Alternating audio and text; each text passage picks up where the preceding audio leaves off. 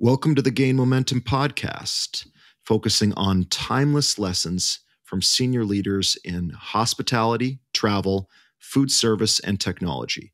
I'm your host, Adam Mogilonsky, and I'm here with my special co-host, Michael Cohen. Michael Cohen, how are you? Always good, always happy to be your special co-host. And our guest today is the lovely Shannon McCallum, the SVP of Hotel Operations from Resorts World Las Vegas. Shannon, how are you? I'm well. Thank you so much. It's a pleasure to be here with both of you. It's a pleasure to have you on. Shannon, we're going to go to our first question of 4 that we use to frame this podcast. Shannon, what single piece of advice would you give to vendor companies entering hospitality? That's a really good question. And I think I have some benefit of working on both sides of the table to answer this question. You know, I've realized over the years that sometimes we have vendors that come up with a really great solution that they think will be a good fit for hospitality, but they may not have the experience in hospitality to really understand the idiosyncrasies of our business. And I've always suggested to vendor partners that they really, if they don't themselves have hospitality experience, that they supplement their team with SMEs that can come in with knowledge about how the business is run, so that they can not only talk the language and really relate with hoteliers, but to truly understand what the pain points are in our business. Just because you have a good solution doesn't mean it will fit well into hospitality. However, if you have team members that have that background, they can help to frame it and build it and make it work based on their experience. That's a really good point, Shannon, because we've been doing this for quite a while, some of us. Mm-hmm. I always find, to your point, because you have experience on both sides of the boardroom table, of course. Mm-hmm. It's after the sale, it's the deployment, the support, the follow through. You know, that's where it gets serious, and sometimes it gets difficult. So it's that's really good advice. It's so true, but that customer success portion is really something that I see so many more technology companies building out, and more I'm seeing familiar faces from the hospitality side filling those roles, because they truly know how to take care of customers, because that's what they've done in their career, and how to translate that now to a vendor hotel partnership where there's communication, there's follow-up, there's response time, all of those things that we need in order to feel like we're supported in our business. Well, one follow-up I have is, when we're thinking about vendor companies, an important thing here is budget. So if we're talking on bringing on a lot of people who are going to help with the either sales or the post-sale customer success, what would you say is a barometer for equating the amount of time they should spend towards product versus these new salespeople that are going to help to sell into hospitality? How do they find that balance? What advice would you give? You know, you can only sell if you can support your product, because it's about not only attaining your partners in the industry, but it's also taking care of those relationships. And those early adopters, if they're not happy with the service that they've been provided, they will share that. Because people talk in our industry. It's a very small industry. And a lot of people will reach out if they know you're working with a certain vendor partner. So, all those sales are important, especially for smaller startups, in order to start to see that revenue come in. It is about the longevity of your company and the building of your reputation. And you only get one chance to do it and to launch in a certain way. So those first relationships can be the most important. I have one more quick follow-up, Adam, if it's okay. So Shannon, Resorts World, amazing property. I enjoyed experiencing it about a month ago. Thank you. Was there any particular technology or risks that you took? Maybe you didn't think they were risks, or maybe they were a little bit of risk, but it actually paid off. I'm curious. I mean, you can mention the vendor or not, or just the category. It's up to you, but I'm fascinated. There are a few things that were done differently at this property. We had the benefit of being a brand new property that was launching, and we could decide on what vendor partners we wanted to select. Now, I wasn't here at the selection time. I came on board a few months after opening. But what I would say, some of the things that I've noticed that are done differently from other large scale casino properties in the city was the decision to go cashless. And that can be very challenging in a hotel situation. However, people are now, a lot of them, not carrying cash in their wallet anymore. And going cashless for many properties might be a scary proposition, but if once you've done it, you can understand not only the ability to do it is there, and many stadiums are doing it and other venues are no longer doing cash, but the efficiencies it can bring to your business as well for an operator. No longer do you have to have an internal cashier that only deals with staff banks and balancing them and following up on overages and shortages. Because when you think about how big our hotels are, often we've got 26 check-in windows. And if each one of those individual needs to have their own bank, and then think about the pool and all the restaurants, we've got 50 restaurants and lounges here on property. Think about the amount of time it takes to manage the flow of that cash, both back of house and front of house for change, etc. So for us, it really was a decision of, this is what we're going to do. This is our path. How do we manage it? And it has been such a great decision for our property to be able to do that. And it is feasible. And we're seeing it also in our casino. We were the first property to be able to have a cash wallet in our gaming app, which is Genting Rewards. And that is something that allows someone to, put money into a slot machine, then cash out into their digital wallet on their phone, and then walk to a table game, put their phone down, and the table game knows who they are, how much money they want to put down on the table game. And then when they leave there, they can cash out and be carrying it in their digital wallet. So I really do think that things are changing so much in our industry, and you can't be afraid of change. Now, again, I go back to, we started that way. So we didn't have to change from having a cashless environment to a non-cashless environment, which can be a bit of a struggle in change management. But definitely that was really a great decision on behalf of the property, and it's bringing us benefits and really streamlining our operation. Hey, listen, as a guest, and then I'll stop on this tangent. I used everything you just described. I happened to have a good night, so Darn. But but it was really, I was so impressed with the tech the whole way through. So that's a really beautiful example because I was blown away, frankly, by the execution. So well done to your team. All right, Thank you. Thanks. Well, no, it's the whole discussion of implementing a cashless system is the perfect segue to our second question, which is talking about challenges and setbacks. And maybe you encountered some along the way when embarking on this direction. So, Shannon, our second question, what are some of the challenges or setbacks you've experienced when rolling out a new business expansion or partnership? In Las Vegas, it's all about scalability. And when you're developing technology for a hotel that might be 200 rooms, you might get a certain result and it can work 100% of the time. When you jump into a large operation that has 3,600 rooms like this one, or my last one that had 4,004, sometimes you really have to look at the volume, especially if it's a technology that sends messages and updates periodically in order to update the system. And over my years in Las Vegas, working in these large scale casinos, it's not only about what your technology can do, it's also about the infrastructure that you're placing that technology on and the bandwidth that it has. And I do think that sometimes companies overestimate their ability to operate in this environment. And it can lead to struggles in the operation where you have to look at separating out servers in order to give more bandwidth on the server side, potentially looking at your Wi-Fi access points to make sure that the Wi-Fi, is it shared with the guests? Is it also supporting your technology?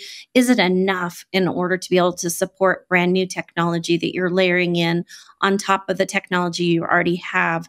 And then again, what is that support? And to be troubleshooting after the fact when you're an open operation is never a fun thing to do, because then your team is dealing with any of the gaps in service that you might have. And then the guest can see maybe that there are flaws that they're actually experiencing it. And again, I'm not necessarily only talking about the property that I'm at, but also some of the ones that I've had in the past. where, you really have to understand, is that technology going to be able to do the job that you're promising? Because again, when we talk about you only get certain number of chances and people are always looking to see what technology you're using. And, if you're getting comments from your guests in social media that there's certain technology that's not working as well as it should, that's not only an implication for the property, but there's other people out there saying, well, what are they using over there? So it's really important in regards to a reputation to make sure that those things are tested prior to doing a full scale rollout. And it's up to both the operator and the technology provider to be able to partner together to make sure that you're looking at everything before you are launching.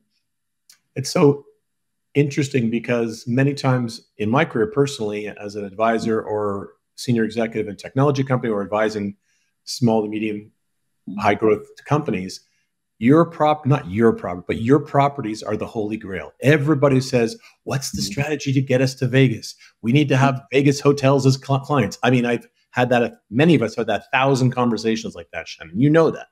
And I always caution everyone in the room. I say, that's the last place you go to. Everything needs to be rock and roll, buttoned down, smoothed out, streamlined, because that's where vendors go to die. And some have. And because everyone's fascination, like it's a quick path to volume, it's prestige. Obviously, there's many times margin. You have to be mature enough, whatever that means, to be able to responsibly not only get the deal, but like we said before, be able to implement it, deploy it, and support it so that it's seamless, not a hindrance, right? But I always have cautioned many, many times, that's the last market to go after once you really battle-tested, bulletproofed scale and capacity on your technology. Agree, 100%. Well, to help elucidate vendors and also aspiring hoteliers to peel back the layers of scalability, an important part here is also understanding that you mentioned there's 3,600, 4,000 rooms in these properties, and that requires teams of tens of thousands to armies of people to effectively run those operations. And when it comes to something like implementing an IT solution, how does that go through the various departments to arrive at that decision of saying yes? Oh, you want me to open up all the answers for everybody? Absolutely. Well, we have a committee, and it's led through our procurement because we have to have competitive companies come to the table. We can't just go out and say, oh, I like Michael, I'm going to use his technology. Our procurement will say, okay, Shannon, well, who else are you looking at? Let's have meetings with all of them. Let's compare their options and their benefits side by side. Let's look at the financials and what the return on investment would be so that we can make a good decision. So it is not a short process. There's meetings, there's sometimes follow-up meetings. If there's questions, then there's the proposals and the proposal reviews, which we do internally. Then we end up voting internally of which ones we think are the front runners based on performance, based on the offer and the return on our investment. And sometimes then it does get escalated up to our property president, depending on the size of the project, to make sure that there's transparency through the process. And then a decision is made and implementation dates are set for rollout. So it can take, and I know this is frustrating, especially for new vendors who are not used to that. It can take several months, if not 6 months sometimes, to do a full review in a building of our size for new technology. And again, it's a commitment. It's not just, oh, we'll try it out for a month. No, it's, is this a 3 or a 5 year deal, with an option to renew? And what does that look like? And not just what does the first 3 years look like, but what is the discussion about what happens at that 3 years when we go to renew? What are the terms? So we look at it from all sides, and it is a very thorough process. And, our vendor partners have to be patient because it's not something that happens overnight. First of all, thanks for opening up the kimono so people understand the complexities. Because I mean, Shannon, frankly, if you don't mind, what you said wasn't proprietary, really. It was best practice, right? Like that's how it should be done. Some of us in the industry know that's not always how it's done, but that's frankly, patronizing or not, that's the responsible way to do it. But when I first started commercializing to properties like yours, years ago, someone said to me, with great opportunity comes great responsibility. And on the vendor side, I always remember that, right? Because it was a buyer actually who was a very major buyer. He said, be careful what you wish for, because we like your technology, but here it's going to be a 9-month process and, procurement and, it's pseudo-governmental and bureaucratic and all those things. And, we, Shannon, all of us, Adam, we know go technology, innovation, entrepreneurs, they sometimes don't always overlap. So that's why the more mature companies who have more of a corporate structure usually win a lot of the business. And when you're a upstart, your stuff better be spectacular for people to even put you in the conversation. Fair? I agree 100%. And I think where it changes is when you do have new technology that is fresh on the market, that no one that is established has. And then you've got a whole load of very new companies that you're reviewing.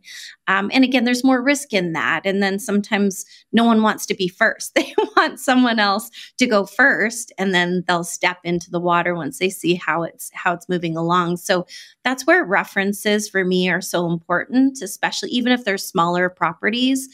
And often we ask for references so we can speak to hotels where the product is live, just to get the operator version of how the implementation is going. What is the support like? Is it doing everything you wanted it to do?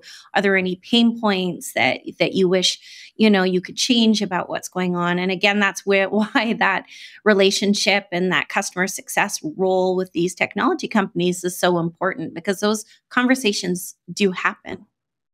Well, I think it's so critical for every vendor and every even hotelier to hear about this process and to understand why it's there and how it actually protects both the buyers and the sellers, and to maintain a good relationship, which is ultimately what this industry is all about. It's about relationships, and why should technology be any different? But mentioning a 3 or 5 year contract is the good segue into our third question, Shannon, which is, what do you see as the biggest opportunities for growth in hospitality for 2024 and beyond? Well, post-COVID, what I'm seeing is really the importance of a return on investment. And before we're investing in technology, we really need to understand what is the benefit to our business. And whether that is eliminating repetitive work, which will, of course, have a positive down the road when you're looking at your largest expense, which is payroll, or really solving some kind of a problem in our business that will allow us to provide better customer service, because better customer service will mean more happy guests and more return stays. So we have to really prove things out. And so for technology companies to have a solution, for it to be successful, there really has to be a direct return on investment when we're making a decision about involving that or bringing that into the company and the operation.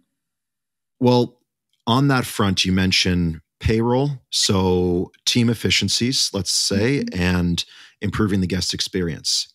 All three of us here, we all go to our annual jaunt over to High Tech. And this is basically the World Series of hotel technology, at least in a North American capacity. And every single company seems to be advertising their wares in various ways around team efficiencies and improving the customer service. So from the hotelier side, from the buyer side, how do you go about picking and choosing what you really need for one of those core purposes, and then from there assessing what you feel the return on investment is going to be? That's a great question, because when I go to High Tech, I really have it very carefully planned in advance. I look at my business, I look at the standards that I'm trying to achieve. Can I replace my hard newspapers with a digital newspaper? Check. Yes, I've done that. And always been very happy with doing that. It reduces cost on labor to deliver and pick up newspapers, recycling costs because we have to pay by poundage to have recycling picked up. And that's just one example. But things like AI, I already know that I'm going to look to see what I can do. What are the automation companies that are out there that can take simple report making that my team might be doing manually? And how can I get that automated and not necessarily make a decision at high tech, but create relationships with vendor companies that are providing those services. In addition, we have a digital concierge here too, which Michael probably was testing out while he was here trying to break it. And for me, it's important to understand, like I have a digital AI, I have a chatbot. It operates on my website. It operates in my app. You can actually text it. How is that business progressing? And is my partner staying up with what's progressing within the industry? So I might stop by and talk to a few other competitors, even though I'm happy with my partner, just to understand what they're doing, because I want to make sure that I stay educated. So I use high tech as a way to continue to educate me, not only on the technology I already have, but what is my next step? What will my next goal be to further bring efficiency to my business and to be able to provide that extraordinary guest service that we're really striving for each and every day. And I also use high tech to talk to my existing vendors and to check in with them or to talk about current items that we might be talking about with the technology that we're using. But also to be able to continue to build that relationship outside of the hotel in a more social way, because I think relationships in our business are so important. Because when I am having a stress point with maybe technology, then I can reach out and they know I'm only reaching out because I really need their help at that moment. And if they know who I am, then they are more likely to pick up the phone or answer me on a Saturday evening when things are happening and maybe help desk isn't as available as they need to be.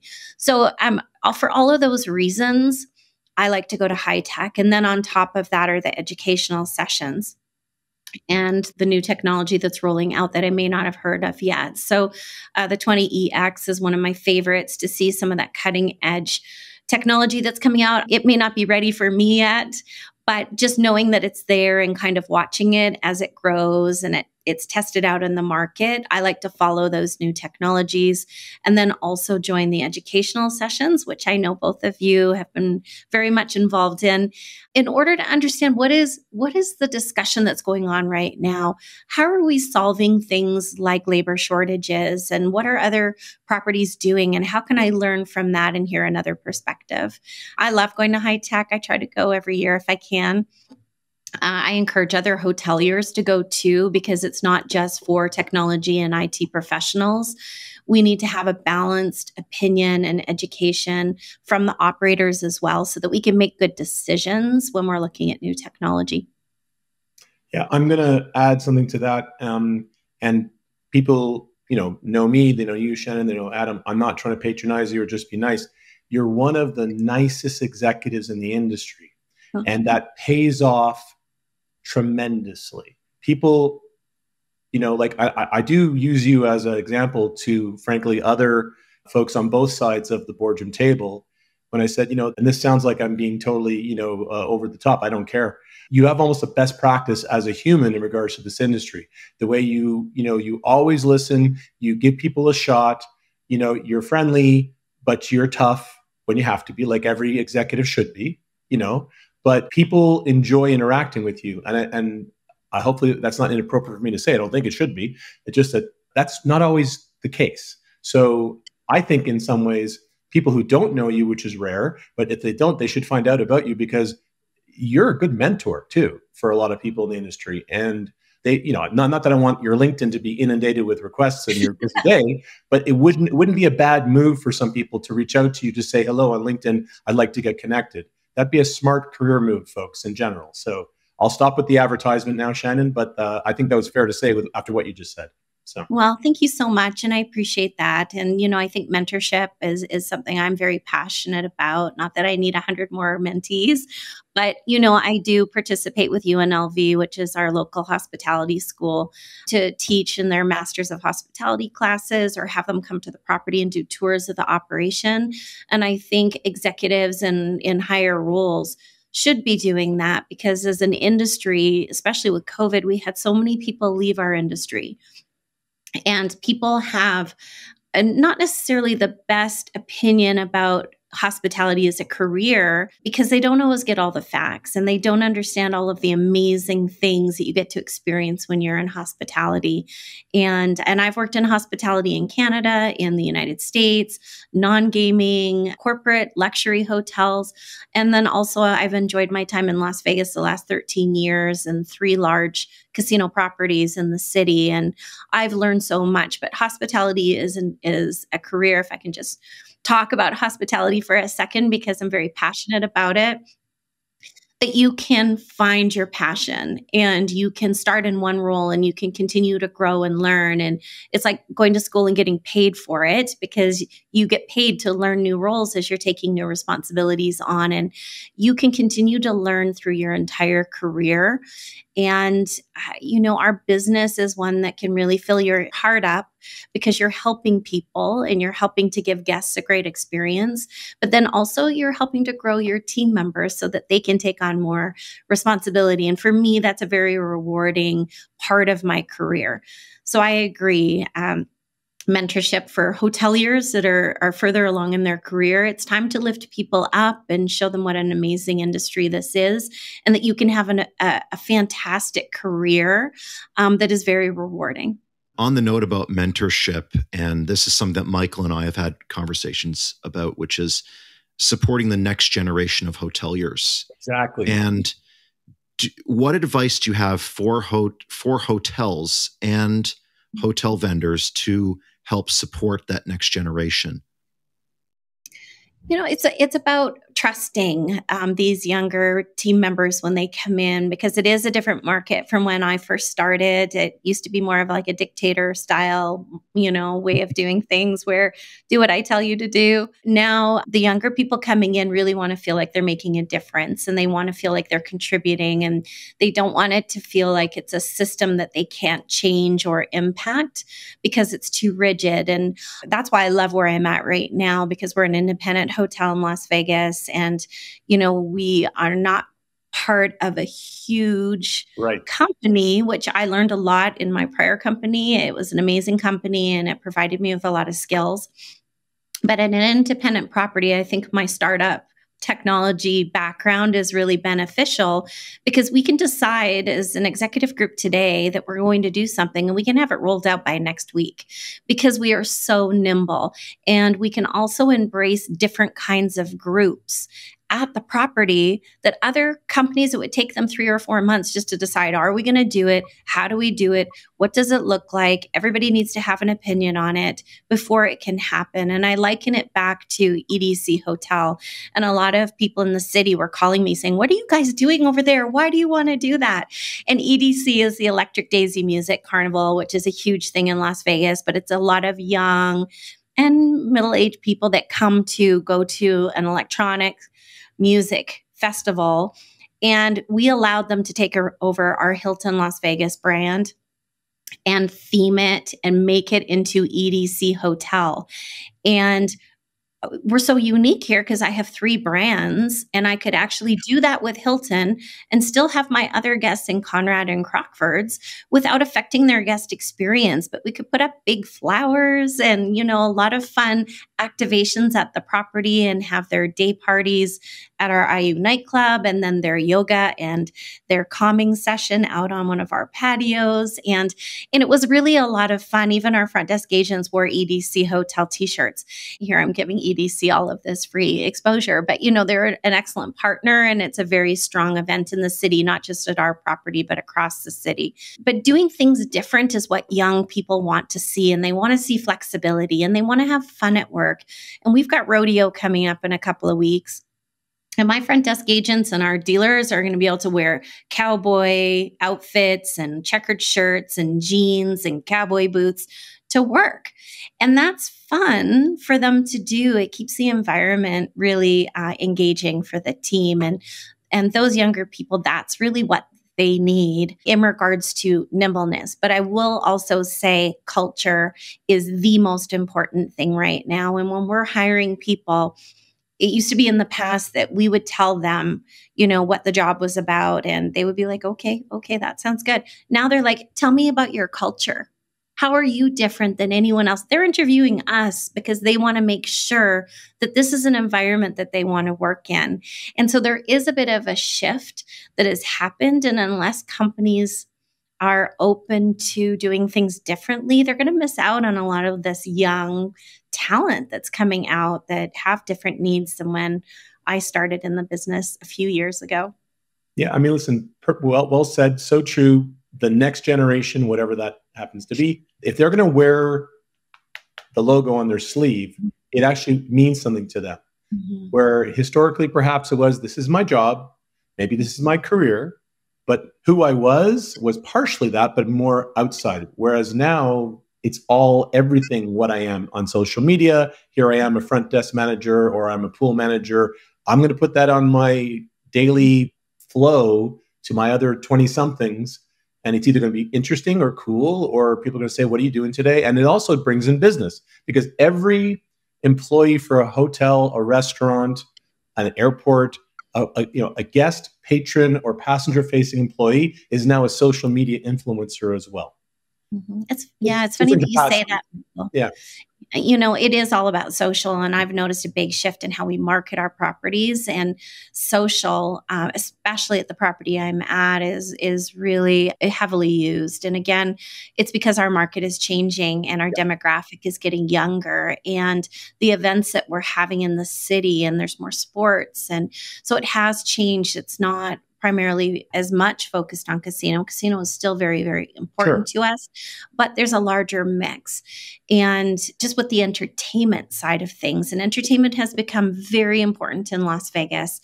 And whether that's entertainment in our theater, we have a 4,000 seat theater, or whether that's in our nightclub or our day club, and the DJs, and the entertainment is a way to hook a guest and bring them in to experience your property, even if they're staying somewhere else in town. So that has become very important. And then how you manage social media with your teams. And there's teams of people like our IU day club and our Zouk nightclub. All of their team members are posting. Yeah. And that creates... That's exactly what I was saying. Exactly. Right. Yes. And that creates an environment where people say, I want to go work there. They're having fun. I can actually see what their work environment is like, and I want to be a part of it. And we really have to embrace, as more established individuals in this industry, these shifts, because this is the way the future is going. And every single demographic and every single market segment that we have is shifting. And you might think that your casino guest is an older guest. When I look at my demographics, they're starting in the early 20s. And yes, they do go into the 60s. But it's how do you engage that younger guest and really let them know everything that you have to offer in all of your segments. But very exciting, though, to see it, because it is very nimble, and we can have a social media influencer stay with us and be doing videos about us while they're still in the hotel. And people are watching that, and they have so many followers that you're getting your product out and your brand out to such a wide market. We talk about social media and Las Vegas as a rounding out its entertainment, and we haven't even touched on the opening of the Vegas Sphere and then F1 coming in town in a matter of weeks. So to finish off with our fourth question, and circling back to the first one here, Shannon, what problems would you advise entrepreneurs to focus on solving in order to quickly scale within the hotel industry? I feel like we've touched on this a little bit, Adam, in regards to making sure that your product has an ROI, and then also making sure it solves a problem. Because you can bring a fantastic technology to us, but unless it solves a problem in our business, we might say, oh, that looks interesting, but I don't necessarily have a reason to implement it. So you have to, again, really understand our business closely and understand the market and be able to understand how your technology fits in there, so much so that the operators can't say no to it. And I think that's the tricky part when you're bringing new technology in. And sometimes it's timing too, right? It's what time of the year you bring it to me. My budget's already spent for this year, so I have to plan for next year. Or maybe you're a little bit ahead of the time and I'm not even thinking about that yet. So even if you're not successful the first time, stay in touch, keep sharing your information, because sometimes your hoteliers, it takes a little bit for them to catch up to understand the benefit of having your technology in their business. But you did talk about F1. That's very exciting. That's right around the corner for us. So it's really changing the landscape of the city right now and the traffic experience. But having that come to Vegas and have so many eyes on the city is very exciting. And talking about the MSG Sphere, I had the pleasure of joining on the very first night and going to U2 in concert. And I have to say, it's an unparalleled experience. When people talk about immersive technology and immersive experience, they can't do it anymore, because going to the MSG Sphere, you feel like you're indoors, you're outdoors, you're moving, there's wind, your seat moves in certain places. It's such an amazing experience. And I love to see this adaptation of the technology and how it is bringing new and unique experiences to Las Vegas. And it's fortunately not too far from us. So we're a good place to see when you're coming to town. I was looking at it the whole time out the window of the property. It was amazing. So yeah, that's incredible. Great. Very fortunate for your property in general. But I mean, what's great about that particular technology and how it was implemented perfectly, it's obviously, we all know, incredibly major investment. And it could have been a huge white elephant if, it wasn't executed like we just talked about, appropriately, with forethought. And obviously, it's been a massive success. But one thing you just said, Shannon, just to affirm about technology for technology's sake, I was involved in Vegas hotels in 2013 with Mobile Key. Just I'll use the general term Mobile Key. And that was a solution looking for a problem sometimes. And everyone was like, well, of course it makes sense. And people on your side of the table were like, sounds great, but it became obviously much more ROI and driven to mobile apps, and it drove engagement to the mobile investment. But at the time, we were having to explain why, major investments needed to be allotted at that time. So to your point, I think that's very well said. People say it all the time. You got to identify a problem. You have to ideate. You have to get an MVP. You have to get good clients. You have to be able to deploy support, but it actually has to deliver.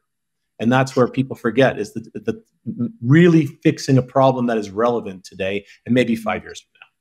Well, and you bring up Mobile Key, and I think that's a really good example, because at the time you could say, yes, Mobile Key is a great thing, but what other things do I need in order to make it happen? Right. So if I'm a company, which I was at that time working on Mobile Key, how do I deliver it to the guests? Oh, so I'm going to email it to the guests.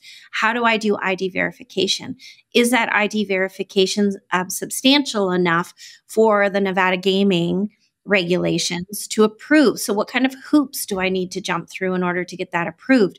Then how do I embed that in my service? And when do I send it out? And how can we tailor it to the business?